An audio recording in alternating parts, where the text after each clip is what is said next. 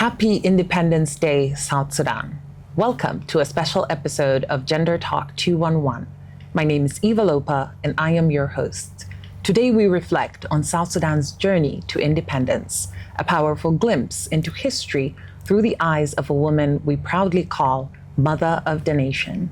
Please join me in welcoming Her Excellency, Mama Rebecca Nyandeng de Mabior, Vice President of the Republic of South Sudan. Let me start by saying Happy Independence Day. Happy Independence Day. You're most welcome to the show. Thank you for giving me this opportunity. Nowadays, I'm hiding from this. But you give me this opportunity. Thank you for giving us the opportunity to come to your home and have this very candid interview. You are welcome. And as much as I love your title as Vice President, Her Excellency. Those are titles that make me so proud to call another woman. But are there not so many like the one of Idi Amin? It's still very Mama important. Rebecca, there's another title. That's what I was about to say. My favorite one is you being Mother of the Nation and just calling you Mama Rebecca. Thank you. Which one do you prefer? Mama Rebecca. Yes. It means more? A lot, because I'm a mother.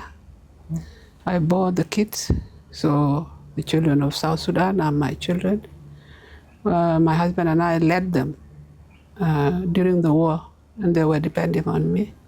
I fed them, I treat them, medicine when they're sick, send them to the hospitals. I can never be less than that. Not even the title of president will do. I love the one of Mama Rebecca. I think we love it too. It just feels like Mama Rebecca is home. Thank you. You're most welcome to the show. Yeah. Now, I'd love for you to take me back to the beginning, way in the beginning when you made that decision that I'm going to be a part of this movement. I'm going to support my husband, that is Dr. John, and we're going to go through this struggle together. How did that decision come about? It was not easy. If we were to sit like you and I would have not accepted it. But it was imposed on us. Because I love my husband so much that I can't give him up for anything. But it was imposed on us. But at the same time, I went through things that made him unhappy to pick up the arms. I went through it and I know it. I was not an alien. But you know the heart of a woman. Yes. Who found gold in a husband like him. So I love my husband to myself. But when it was imposed on us, now I feel like a woman, ideal woman, need to support her husband. Because you cannot, you will not like your husband to be a failure. And especially when you have children. And if your husband fails, it is you who did it, the woman, because you are supposed to support. You see, if you don't have a ribs, you will not be able to sleep. Yes. So we are the ribs, as they say. So we need to support them. So I felt that, what can I do? But sometimes I feel my heart was failing me until I have to talk to myself all the time that I need to help him. So one time he asked me, when did you make the decision now to join me? Because I know you were here, but you were not with me. Then I told him, American says that if you can't beat them, join them. I can't beat you, so I join you. I love that. So it was imposed on us, as I said before, but our people were seeing them suffering. We are being given, we did not have rights of everything. Not even the regional government was ours. We were given. And President will always dissolve the parliament at will, remove anything in the South at will, until it went to the resources of South Sudan. So I know the anger in the heart of people of South Sudan. So I say that I prayed myself and I say, God, I have given you my husband to help the people of South Sudan. But please, I need him one day for him to come back, go to the office and come back home. I need that, but I have already given him up. That's the time I stopped crying every day. I made decision and I stopped crying for him. Even the younger Lord used to tease me when I used to cry, but sometimes he will take me for dinner. And then when we were in Addis, then he would say, my sister, take care of yourself. You'll not see your husband. He's already taken, so please be strong. And I don't like that teasing because I didn't know one day my husband and I will be separated. Yes. Yeah. What was that like, day-to-day life, not knowing if your husband is coming back home? I assume he's in the battlefield a lot of majority of the time.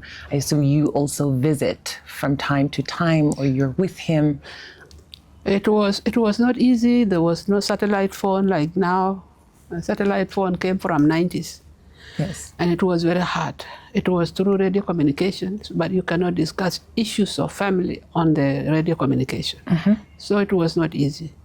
But I depend on God. I say that for this movement to come at this time, at our time, I think it is God who ordained for him to be a leader at this time. So God will take care of him. And he will always make sure whenever he moves from point A to point B, he will always send a message, a small message, that I have moved from point A to point B. So I will always know he's there. There was even a time that rumors came that Dr. John was killed by his bodyguard, James Othmai. And I said that he sent me a message, and I knew because he just sent me a message a day before. And I know James will never do something like that. So I was calm, and people were just storming to the house. And I told them, no, there's nothing like that. And I was calm. People were shocked. Yes. And it was not true. So to start the movement was not easy. It was difficult. It was difficult, but we were determined. Yes. There was time for everything. I thought that was the time for that, for us to struggle at our time so that our children and our grandchildren, great-grandchildren are free. And for South Sudan to know itself. Yes. We don't know each other. We know only tribes. But like you and I now, my daughter, you and my daughter, you don't have any different. Yes. Even from the look, from the height. Exactly. So we want that. We want to give you that opportunity. Yes. Sacrifice. We sacrifice our time, our life. For me, even my education.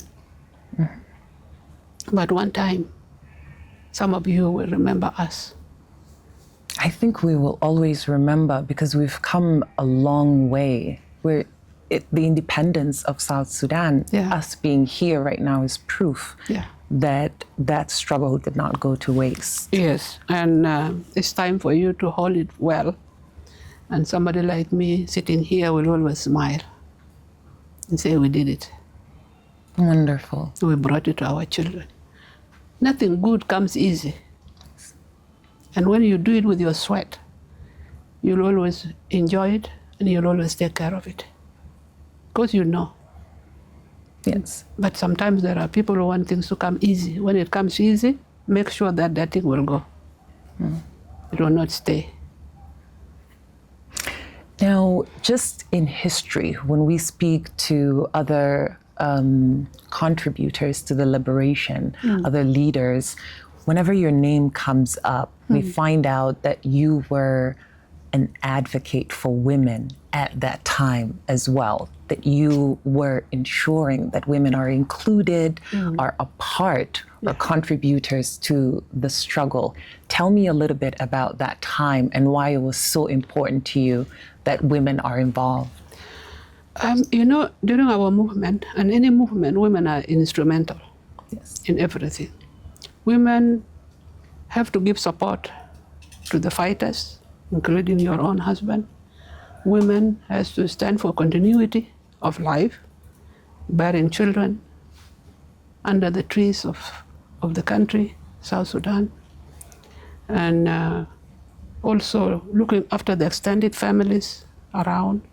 So you find that something like about 80% is being taken care of by women. So now we need to include women in this.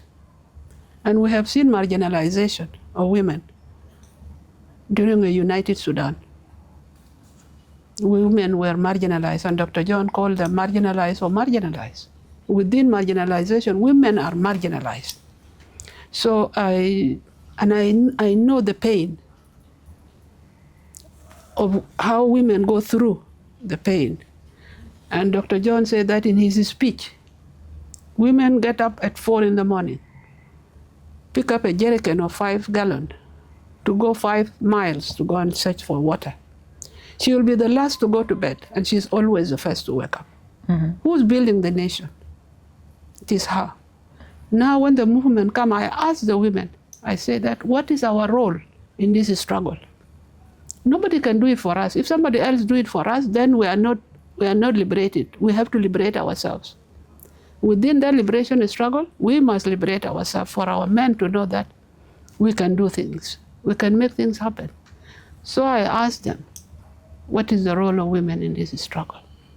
That's the first time that we formed Women Association. This was in 1985. And they wanted to elect me and the women of commanders, and I told them, no. I have a lot of things to do, and I can't do that. I will be advisors to you. We will be advisors to you, and I can advise you. I can help in doing a lot of other things from behind, but not leading you. You lead yourself. So they elected their first woman, Honorable Fatna Nyawang. She was an MP here in our national parliament.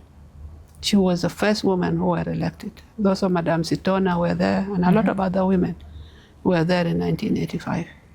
And we elected that lady, and now Women Association is starting to spring up all over where our people were, the refugees camps around Ethiopia. So, and then also came Women Battalion, Girls Battalion. Mm-hmm. They came and joined the movement. The Katiba Banat. Katiba Banat. Yes. That's when we started to encourage even women. Women were being taught, also being trained to hold guns, so that if there an attack, surprise attack in the camp, they can be able to support and help their children. So we were being trained how to hold gun and things like that. Not being imposed on people, but it is a necessity for protection. So I encourage the women, and also my husband know the value of a woman because he stayed with a woman, and he knows his mother was also a very strong woman, and he had 2 sisters, and now his wife, another strong woman behind him. So he knows the role of women. So he was also supporting me because I can be forthcoming, I can be vocal. And if the husband is not forthcoming, then it would have been very difficult. Yes. But he gave me that support. Wonderful. Mm-hmm. Coming from that time and having to advocate for women to be a part of a struggle towards liberation, and now being vice president and chairperson for the Gender and Youth Cluster, what do you see, what do you envision for women and young girls? Women are coming up. And when we started the movement, they were shy until when we formed this association. Women will always fall behind the cultures. Oh, you know, a woman is not supposed to do that. A woman, no. We told them, no, you don't do that. What we need to do is to respect your gender, respect yourself, respect others, but follow your rights. Then you will be respected. But if you jump the gun and you wanted to go and get what is not yours, then you are crossing boundaries. Mm-hmm. And even the nature will not appreciate. I'm proud to be a woman. I will not exchange my gender for a man because I'm a very proud woman and I'm happy with it. So now women know their rights. Even though the affirmative action is not being implemented, still they know it. They know it. Our girls are being educated, which was the thing which was lacking, education. Women, majority of women who went to the struggle were Arabic pattern, you know, and some of them did not even finish university. Those who graduated from university were very few, and they were not even in the movement. Few of them, like those of Madame Siton and all this. But now, the women are educated. Yes. Can you not know your right? One. Number two, the change, every now and then, our time and your time are not the same. Before the husband work and you stay at home. Now you need two hands to clap. You have to be a career woman, and your husband also is working, so that you bring up good family, good citizen of this country. If you work together, it's no time for a man now to say that you stay at home. Man is the one who goes his way to go and look for a job for his wife. Unlike before, if you go and look for a job, your husband will go and kick you out from there and bring you home. But now, our girls are aware. What I will just advise them is to respect their gender. Respect each other. I'm a woman, you are a man. Yes, God has created like that. Nobody will change it. Even though they're doing it in Western world, but it's still, a man will never, even if they give them breasts and what, they will never bear the children in their stomach. Yes. So you cannot change the nature, but you have to respect the nature. Yes. Right. Now, let me go back to 2011, July 2011. Today being Independence Day, I have to ask, what was that day like for you? What were your emotions? I don't know, because I was an insider. You know, when the food is being cooked, you are part of cooking. Yes. Others, you expect others to say, oh, food is delicious, because you already know. Correct. Because you are part of the cooking. So I was part of the process of what brought the independence. So I knew it. But for others, when I see them rejoicing and being happy, make me feel that, we did it. Yes. We are here. We have arrived. It really happened. It happened. That's how I felt. But at first, when I was sitting there, I feel that I was part of that kitchen. I knew it was it was going to happen. That was the first. That's how I felt. Secondly, I remember those who brought this independence. Will we always remember them?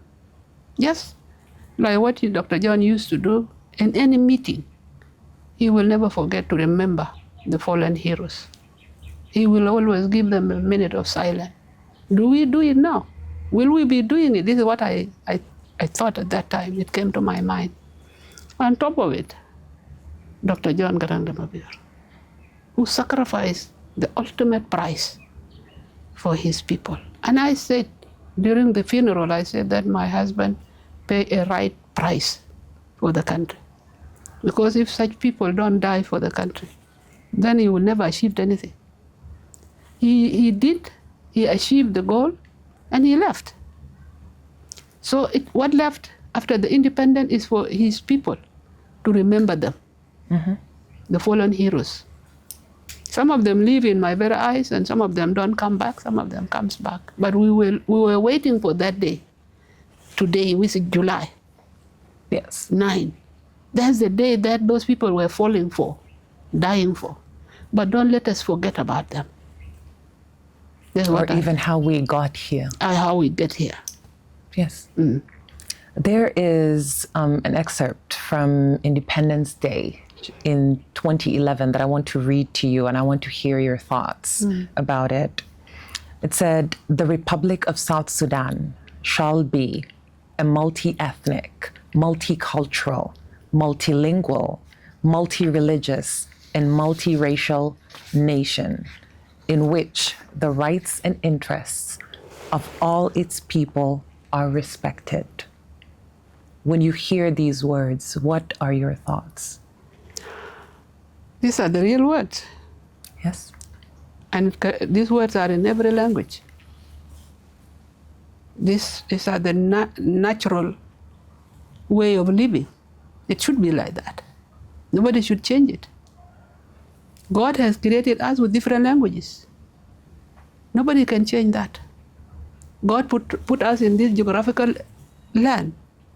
Who's going to change and chase away the other one? We have our religion. We must respect that religion. And we live with each other. South Sudan is very big. So these words are the words which are foundation of every human being. If you respect them, you will not have problems. Mm-hmm. But it is not being respected, not because South Sudan, but all over the world is not being respected. And that's why you see people are being bombed everywhere. Because in every country they have this. Our cultures are very unique, that we should not throw them away. We should always polish them as we go along. Because our cultures, our customs make us what we are, and we should be proud of it. Our languages make us what we are. Our ethnicity, our gender. God created us like that. Who is this? As my husband, and I could quote him, who is this who wanted to alter God? And I respect what you have just read, all of them. And on top of it, our God, God of South Sudan. My house, I have a church here. I put my God first. I pray in my house here because Corona brought it for me, and I thank God. When Corona came and closed all the churches, I said, I can't do that. I pray here. Even the Archbishop of Canterbury, during the Easter, he addressed us here. He said, Madam Rebecca, do you know that I'm in the kitchen, I'm in dining room alone, and I'm addressing United Kingdom because Corona. And I said that we are really very lucky that your grace is addressing me in my small church. Yes. A leader who does not put God first can never lead. David did it. No matter how he was wavering, he always come back. He always come back, and that's why David became a great leader. And he gave birth to a son who became even greater than him, Solomon. Yes. So if you find a leader is staying with these petty things and like that, will not respect what you just read. Will always think that of himself. He was always full of himself, self-centered, selfish. Everything like resources of the country, like this country, he may think that this is for me and my family. What about the rest? There will be one day, those people will remember that this thing belongs to us. To all of us. To all of us. Yes. So, and they say to all of us, it is this thing you are reading here. So I respected them. All of it. And God first. Thank you for sharing that. Such an important message. Yeah. Now, I have different moments for Mama Rebecca that I really, really love. But one of my favorite moments of you was with the basketball team. I think this was Manila for World Cup. Yes. And the team had lost a game. Now this was the next day they were going into a new game. Yes. And you came in and you had a few words with the team. Yeah. And when you spoke, I think everyone just had shivers. The spirit was low. Everyone was still feeling the loss from the day before. And you came in, you encouraged everyone. You said, it's okay. It's okay to lose. Let's look forward. Let's look onto the next thing. And then you reminded the team that Dr. John had envisioned South Sudan going to the World Cup. That's correct. And I think that part is what stuck with everyone. I think when we came out, one of my colleagues said to me, okay, Mama has spoken, we need to focus. We need to, everyone's spirit just came alive. Yeah. It just felt very important to you that your children feel okay and feel prepared going back to perform for South Sudan. Yes. What do you envision for the youth, and what do moments like that make you feel or mean to you?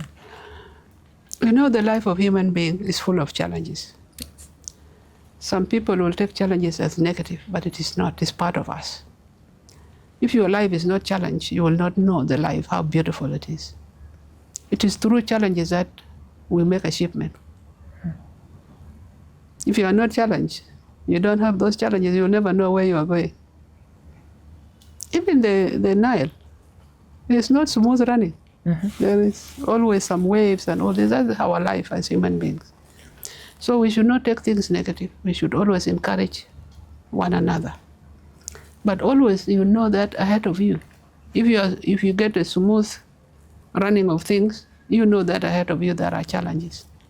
You always expect that. If you overcome them, appreciate yourself and move on with life. By the time you realize, you will find yourself like Mama Rebecca. That age is coming in, and then you reiterate and look back. Say, what did I do? What have I achieved? What were the challenges that made me come to so far to here? For you to interview me, I cannot take it lightly. It's not small thing. It's a big thing, so I'm happy. For you to come and get me here, to take me outside to people of South Sudan, it's not easy. We must appreciate anything that comes our way. Yes. And I learned this more and more in the Bible. Bible is full of challenges, telling us of challenges. How do we overcome challenges? As Christians and believers, we do it through prayers. But as leaders, through thinking and depending on God. You must have wisdom to see how you can lead your people. When the challenges come, you should always raise your chin and put your breast up because they are looking up upon you. But if you go down, your chin is down, you kill those people. If your life has not been taken out of your chest and you are still alive, keep on going. Don't give up. And I told them, look, where you came from and now where you are here. And you are fighting with giants. And you think that you lost? For us, South Sudanese, we lose, we win. We win is win-win. This is what I told them. And for us to go up to Olympic, and Dr. John envisaged that. And he told us that after 3 years of interim period, our people will go to Olympic. And it happened. And I'm there, his wife. I'm the one who was given that task to take our boys there. It was so beautiful. Doesn't matter, we lose. And our boys did it, and they went. So in life, you expect challenges, but don't give up. You fall, you must rise. Just put yourself to your baby, because you don't know yourself when you are a baby. When the baby is born, the baby starts to smile, baby starts to crawl, start to walk, falling, getting up. That's life. That's the beginning of your life. That's how your life goes. And at the end, you go back to 4 legs. And your children will pick up from there, taking care of you. Yes. That's life. Yes. Thank you. So now when we were coming in, we saw so many agricultural projects around the house. It's almost like you have a mini farm in the house. Yes.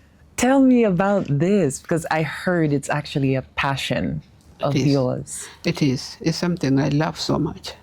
I love farming. First, I love food. And I want food that I do myself. And I appreciate God for giving us the land, very fertile land. We must make our food from the land. Nobody can. This food that we bring from outside, it is not being planted in the air. It's on the ground, and we have this ground. Yes. Look at this big compound. What do you do with it? Some people just put this feel of that. When the heat comes, it's so hot. That's why I had to put the green to cool down, and then put my vegetable when I go to the market. Even the men are the one who come, oh, Madam Rebecca, do you know how market is very expensive? The 3 pieces, 4 pieces of okra is this. I say, thank God the men are now talking about the market. That's very good. Yes. So why do I have to go and buy when I have a piece of land here? At home, yes. I put my vegetables. Last year when we had that drought, I brought greenhouses. I always prosper in challenges. I like challenges, and I rise up to them. Now I have my cows here.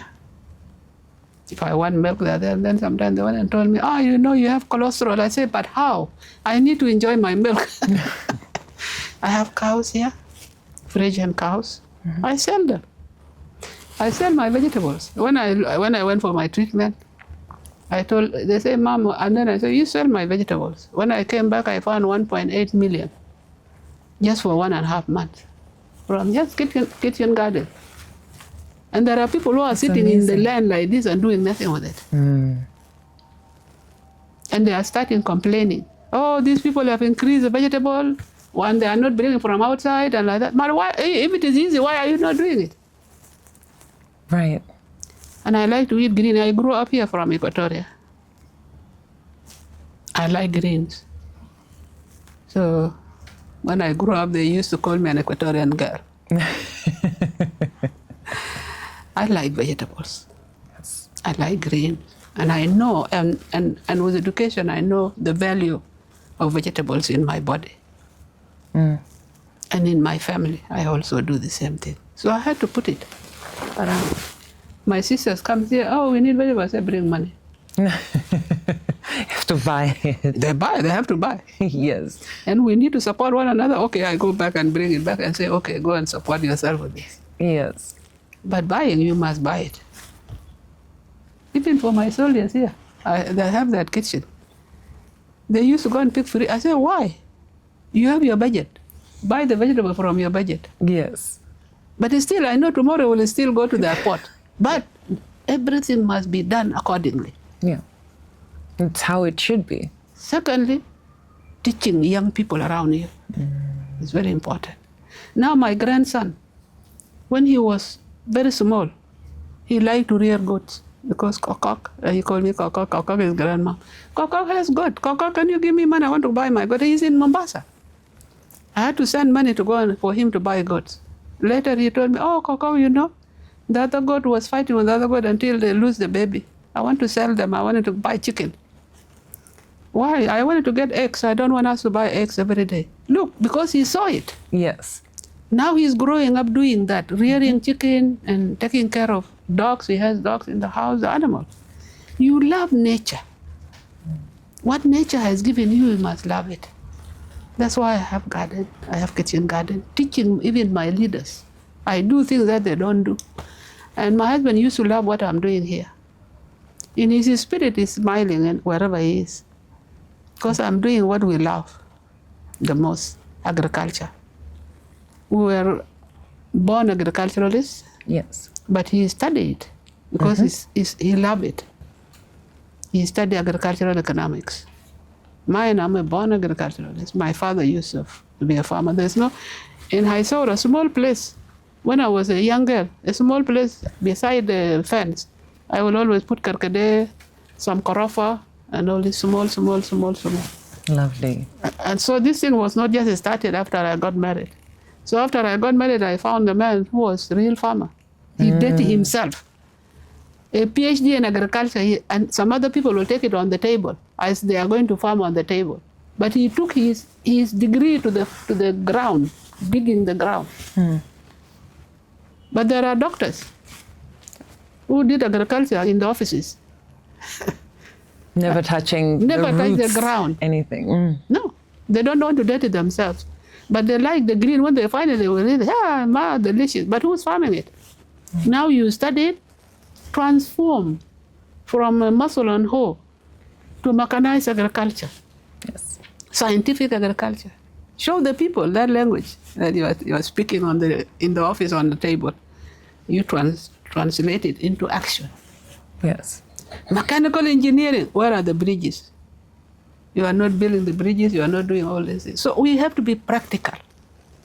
But when you get education, it really helps you. It supports you. Open your eyes to see. Now my fruit trees here are sick, and I have to look for. I want to look for a consultant to come and help me. Why my trees are sick? Yes. People will not know that the trees can get sick. I was about to ask, how do you know they are sick? You know from the leaves, from the stalk. Whether the stalk is the one which is having a problem, or the leaves, or the fruits. Yes. You must always follow. Oh, wonderful. It's even better that you're the person taking care of your own plants. Yes. I do here. I have fruits. I have even citric trees are here. I have them. I eat my own fruits in the house. I don't eat tomatoes from outside. I have tomatoes here in the greenhouse. If you want later, you can get a shot of it. You will see very nice tomatoes. You have we even sold bamia. Yes, I even make my tomato paste in the house. I cook my tomato paste. I show the people and they cook the tomato paste in the house.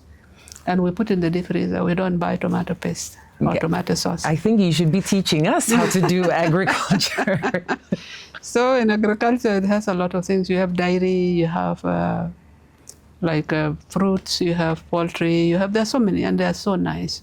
And it is a lucrative business. But some people will say that, oh, they have 2 or 3 cows. During the dry season, that drought, I lost 4 cows. And I did not give up. I have to learn from that crisis. So I had to bring fans and some ACs for my cows. Now they're comfortable. They're okay. Yeah, I'm sleeping in the AC and my cows are sleeping in the AC. I love that. Just out of curiosity, back during SPLA days, was agriculture a big part of resources for the movement?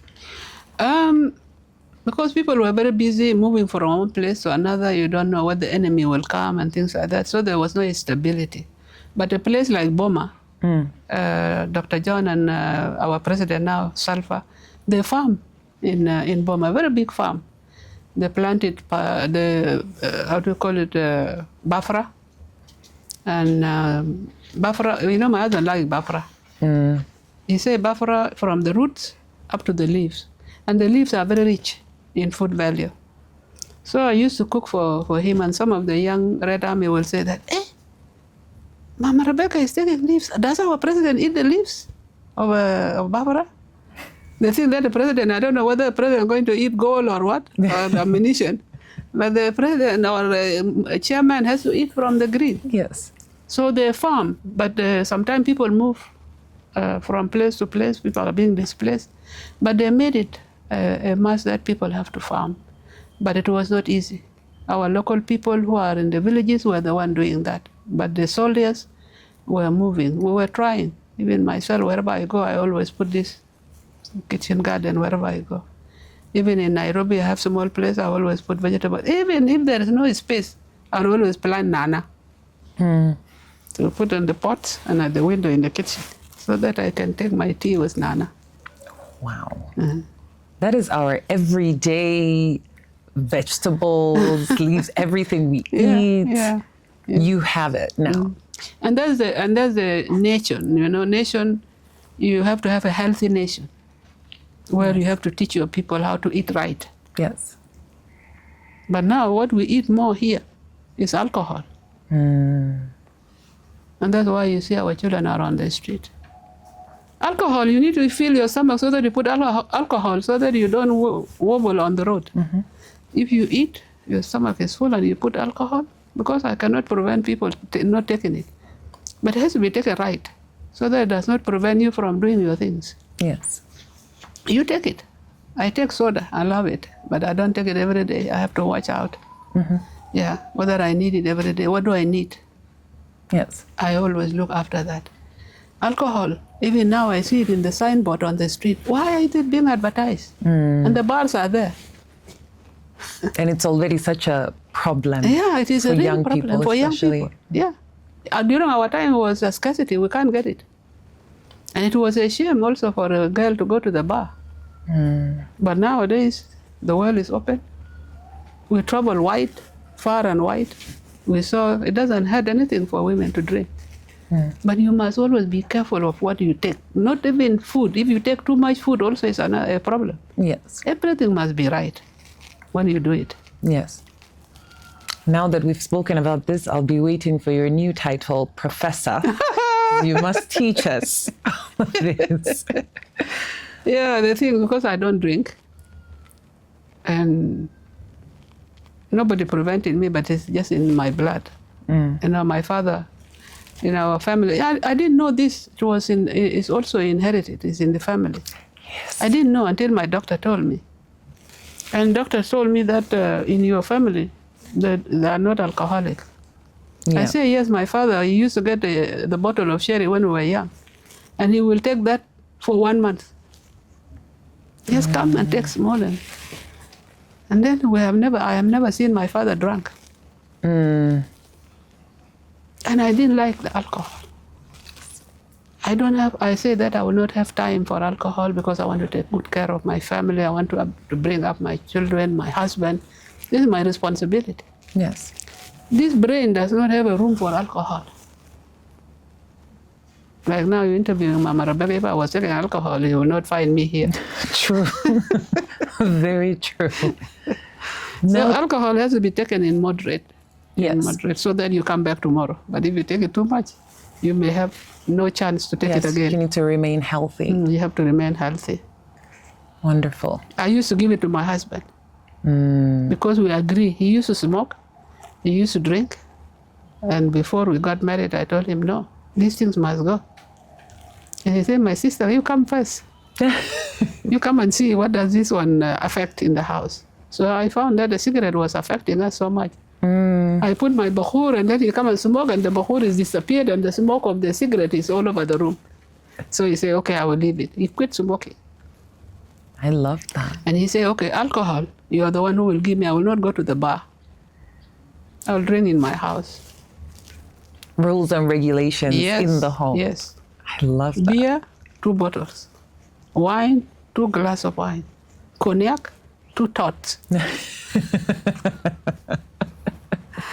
I love that. And without me doing that, it would have been difficult because it is in his gene to want to take alcohol more.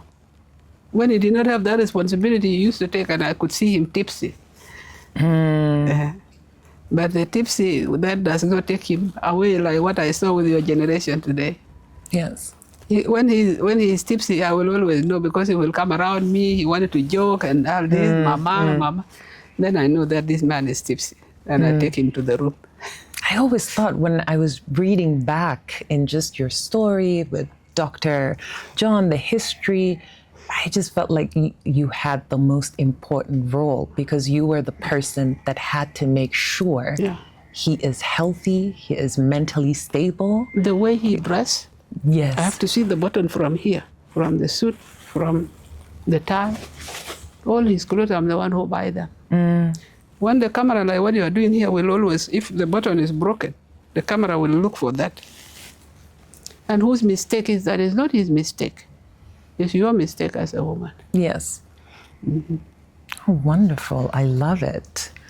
Now, looking back at all of it, now that we come to the end of this interview, everything that we discussed, but also you looking back into history and reflecting on how important this day is, and even how more important how we move forward is. What is your message on Independence Day for the people of South Sudan? Yeah, what I want to tell people of South Sudan is for them to remain positive.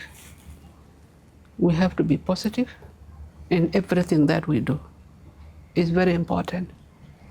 Doesn't matter what happened. I know you came a long way and I cannot teach you. Some of you have gone through this and you know it. But hope and being positive, these are the pillars that you cannot throw away. You should always have that. And on top of it, love one another. Love your brother, love your sister as yourself. And if we put love first, it means that we put God first.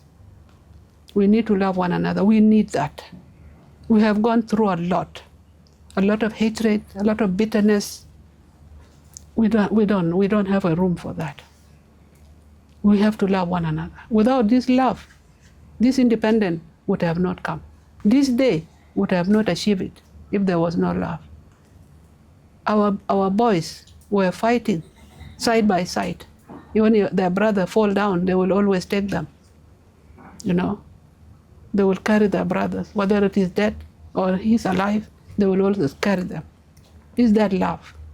Because they love one another. When you love one another, you love your flag, you love your country, you love each other, you will love your neighbors. Always. Like now, every day I pray for our country, I pray for our neighbors. Problems in Sudan, I always pray for it. I pray for Ethiopia, Kenya, Uganda, Congo, Tanzania, and Central Africa. I always pray for them. Because when your neighbor is at peace, you are always at peace. So people of South Sudan, please, you have to leave these grudges that we have. I know we brought this problem upon you, we the leaders, because we carry grudges and bitterness in our heart. And we throw away political will. There's no political will, and this is why always we fall short of doing everything for you. But you can teach us. If you are united, you will teach us, will come down to us so that we see and learn from you. Please, please, this day would have not come without love, without hope. You have to do that. It's very important. And I'm telling you, I'm here. I walk my path. There was a lot of obstacles. And in order for me to reach and sit before you today, I overcome them by doing good, by loving one another. Thank you. My name is Mama Rebecca. And that's the name I love. You always call me Mama Rebecca, and I feel joy in my heart. Thank you. Thank you for that.